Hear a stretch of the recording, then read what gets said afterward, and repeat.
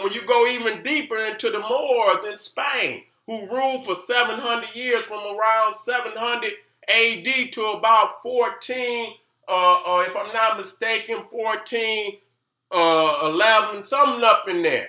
But they ruled for almost 750, close to 800 years. And so one of their cathedrals and great cathedral, Moorish cathedrals and mosques was the Alhambra. The Alhambra. And even in Islam, you hear the term Alhamdulillah. Alhamdulillah. God is great. What kind of God, though? Alham, black. The black God is great. Okay? The black God is great. Okay? Alhamdulillah. Okay? And so even when you go into Bethlehem, see, you see the hymn, but you got to understand there is no vowels in the Hebrew or in the Arabic or the Medu. And so many times the vowels are interchangeable. You see what I'm saying? So when you see Bethlehem, it is also Bethlehem, but they threw but you know, like him, you get Kim. You get, some people spell it Kamit. You understand what I'm saying? It all relates to blackness. So when you say Bethlehem, and you know, and once you understand that Ham means black, is the house of the divine blacks. And this is the house where in the Bible, the Christ, the child Christ is born. He's born in Bethlehem. He's born in the house of the divine blacks. And so we even get to Hamilcar, Barca, okay, the father of Hannibal, the great king, great general of Phoenicia, okay, well, Carthage, which was a colony of Phoenicia, okay, which was a son of Canaan, which was a son of Ham. Okay, Canaan, Phoenicia was Canaan was brother of Ethiopia, brother of Egypt, and we have already established that they are black. Okay, and so Carthage was a colony of Phoenicia. And you see right there Hannibal and his elephant, and you see that Hamilcar Barca is the father of Hannibal. And you see right here, you see the Carthaginian Empire around 27 BC. And you see that, you know, Africans were dominating much of the Mediterranean, Sicily, Sardinia, southern Spain, France, even controlled the Straits of Gibraltar, Algeria, Libya.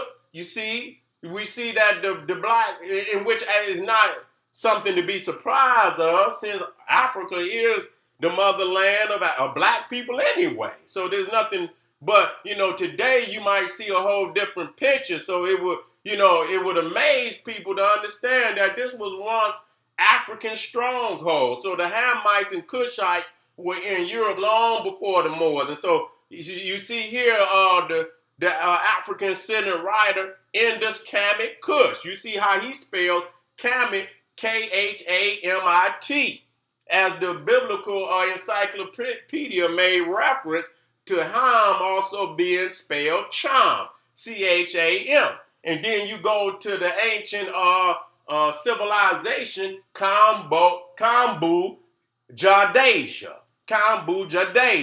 which was the civilization of the Mon Khmers, where you see the temples of Angkor Wat and the Bayon.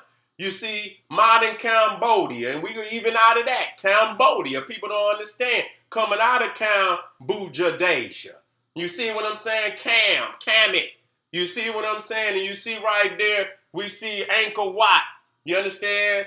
Is a temple complex at Angkor, Cambodia. You see? And so that is also, you know, the root or the modern term for Cambodia, Cambodia. So you see Ham and Kam and Cham and Kim, all of that is rooted in the personification of divine blackness. Abram to Abraham. Seeing that when God, you know, made this covenant with Abram, when he elevated him, he added blackness to his personification.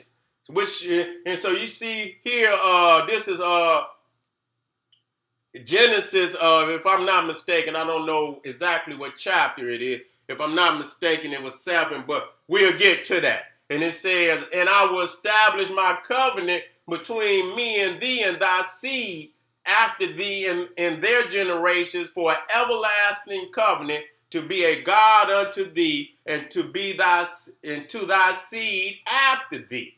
And so he elevated him by adding Ham to his name. Now, here's another one that a lot of people don't look at, Nag Hammadi, where the Gnostic, a library of ancient Gnostic texts were found, and many, revealing some of the true origins of the so-called Bible. And you see that Nag, which is also rooted in Naga. You see what I'm saying? And we're going to look at and not just words, but word combinations. Because you just like you got Nag Hammadi, where you found these Gnostic texts. And again, it's always something of divinity. When you speak these names, you're going to find that in these areas, divine literature, divine cities and states and civilizations are all connected to the roots of these terms. So here you got Champa, Hammadi.